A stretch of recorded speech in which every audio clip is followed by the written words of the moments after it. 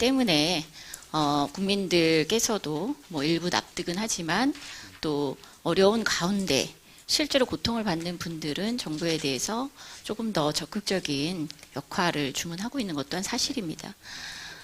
지금 우리 그 야당에서는 세계 경제 성장률 하락 속도보다 이제 대한민국의 하락 속도가 더 빠르기 때문에 문제다 이렇게 지적하고 있지 않습니까? 이와 관련해서 아까 이 비교에 대해서는 상당히 여러 관점이 존재할 수 있다 이렇게 말씀하셨는데요. 한번 답변을 해보시죠. 아까 오전에 송원석 의원께서 저에게 자료 제출을 요청하셨는데 질문을 경제수석께 하시는 바람에 답변이 제대로 안 됐는데요. IMF나 OECD가 전망치를 한 번만 내는 것도 아니고 수정치를 한 번만 하는 것도 아닙니다. 작년 10월, 올해 4월, 7월, 10월 이렇게 계속 수정치를 바꿔가고 있는데요. 송원석 의원께서 지적하신 그 숫자는 올해 4월과 10월의 전망치를 비교를 한 것입니다. 제가 오전에 말씀드린 것은 작년 이맘때, 작년 10월에 발표한 전망치와 1년 후의 전망치를 비교한 것인데요. 그때를 비교해 보면 우리나라의 이 성장률, 그러니까 조정폭이 평균적인 수준에 있다라고 자료까지 제출을 해드렸는데 송원석 의원께서는 저한테 답변할 기회를 주시지 않으셨던 겁니다. 그리고 왜 4월과 10월이냐면 7월에 우리나라의 숫자가 없습니다. IMF의 전망치에는. 없었던 이유가 뭐냐면 수정을 하지 않았기 때문인데요. 그 이유가 우리가 지금 추경을 편성해서 경기를 진작시키는 노력을 하고 있기 때문에 IMF가 그거를 반영을 했었는데 추경이 100일이나 지연이 됐습니다. 그거에 대해서 정부에서 일하고 있는 사람으로서는 정말로 하루하루가 안타까운 시간이었다라는 점을 말씀드립니다. 저도 사실은 그 대목을 좀 지적하고 싶었거든요. 그러니까 사실 국가경제 책임이라는 게 정부뿐만이 아니라 국회 몫도 상당할 수밖에 없습니다. 근데 제가 참 놀라운 것은 추경안이 제출 때마다 경제 위기 상황이 아니기 때문에 추경 요건에 해당되지 않는다. 이런 그 제기가 계속 있어 왔습니다. 그래서 추경안 처리 과정이 상당히 어려웠던 점. 그래서 우리 문재인 정부 들어서서 두 번의 그 추경이 처리되는 과정인 90일, 100일. 상당한 시일이 소요돼서 추경의 효과가 반감되는 결과가 있었습니다. 그에 대해서 국회도 상당한 책임을 느껴야 된다고 생각하고요.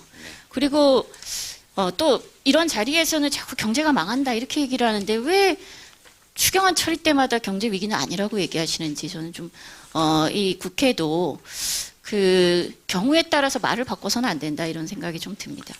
예. 2008년 금융위기 당시에 그 보면은 우리가 그 더불어민주당 야당의 시절이죠. 그때 당시에 좀 검토를 해보니까 예산안에 대해서 굉장히 적극적으로 그 증액된 예산안을 통과시켜주고 합의 처리해준 바가 있습니다. 뭐 사실은 박근혜 정부 시절에도 조선산업이 어려워지자 당시 정부 여당이었던 자유한국당의 전신 여당에서는 이명박 정부를 소환하는 게 아니라 참여정부를 소환해서 남 탓을 했습니다. 그럴 때도 저희는 사실은 적극적인 그 조선산업 구조조정을 신속하게 처리해야 되기 때문에 적극적으로 공적 자금을 투입하는 것에 대해서 합의를 해줬습니다. 물론 그 조선산업의 구조조정의 원인이 무엇이었고 그리고 그 책임을 묻는 과정 또한 생략할 수 없었기 때문에 저희가 국정조사도 별도로 함께 추진했습니다. 여러 가지 그 경제 위기는 물론 참여정부 때부터냐 아니면 그 이전 때부터냐 아니면 이명박 정부 때부터냐 박근혜 정부 때부터냐 할 거 없이 과거에서부터 내재된 문제가 지금 터져 나오는 것도 있을 수 있다고 생각합니다. 어쨌든 중요한 점은 저희가 문제의 원인을 찾는 것은 적극적으로 하되 이 문제를 극복하기 위한 그래서 국회가 협조해야 될 것은 적극적으로 협조해야 된다고 생각합니다. 그런 아쉬운 대목이 분명히 있으시죠? 예, 뭐 정부는 결과로서 말을 해야 된다고 생각합니다. 저희들이 열심히 노력하고 있습니다만은 경제 성과나 특히 그 중에서도 일자리 문제가 국민의 기대에 미치지 못하고 있다라고 하는 것은 엄중하게 느끼고 있고 책임감을 느낍니다. 하지만 정부가 제대로 일을 하기 위해서는 법률과 예산이라는 수단이 필요합니다. 이 부분에 관해서는 국회의 적극적인 지원을 다시 한번 부탁드립니다. 예, 좀 더 적극적으로 국회에 협조 요청을 해주셨으면 좋겠습니다. 어쨌든 네. 국회가 없으면 정부도 어떤 정책도 제대로 추진하기 어렵다는 점, 이것은 뭐 국회도 다 알고 있고 국민들도 다 알고 있을 거라고 생각합니다. 그리고 또 조국 전 장관님 임명을 둘러싼 사회적 논란에서 저는 사모펀드에 대한 문제를 조금 드리고 싶습니다. 이것을 뭐 단순히 어떤 특정 고위공직자의 문제, 그래서 어떤 문제가 있었는지 뭐 마녀 사냥하듯이 그 문제만 들여다보고 끝날 것이 아니고, 저는 이 과정에서 문제의 발단과 구조의 개선, 이것을 국회가 또 찾아가는 노력이 있어야 된다, 이렇게 생각합니다. 예. 그런 측면에서 저는 두 가지 개선 과제를 지적할 수밖에 없을 것 같은데요. 사실 하나는 이제 저는 2015년 박근혜 전 정부 당시에 사모펀드 규제 완화를 전제로 이 문제를 좀 들여다볼 필요가 있다, 이렇게 생각합니다. 조국 전 장관의 이 사모펀드 코링크피죠. 이 운용사의 내용을 들여다보면 상당히 문제가 많이 보입니다. 실제로 정무위 국감에서도 이 운용사에서 조 전 장관의 그 가족들이 펀드에 약정을 하고 또 출자를 하는 과정에서 사실상은 자본시장법을 위반했을 것으로 보인다라는 것에 대해서 심각하게 거론된 바가 있습니다. 내용에 대해서 좀 알고 계십니까?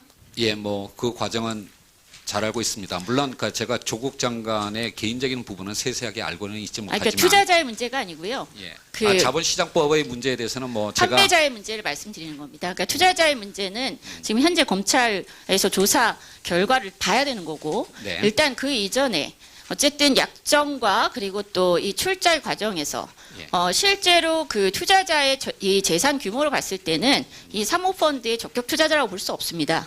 그럼에도 불구하고 이렇게 그 약정이 체결이 됐다는 점 자체만으로도 저는 자본시장법 위반의 소지가 있다. 예, 그 부분만 말씀을 드리면, 우리나라의 미래의 도전을 위해서는 모험 자본의 공급이 필요하고요. 또 많은 어떤 어르신들에게 안정된 수익을 제공하는 금융 상품이 필요합니다. 그런 의미에서는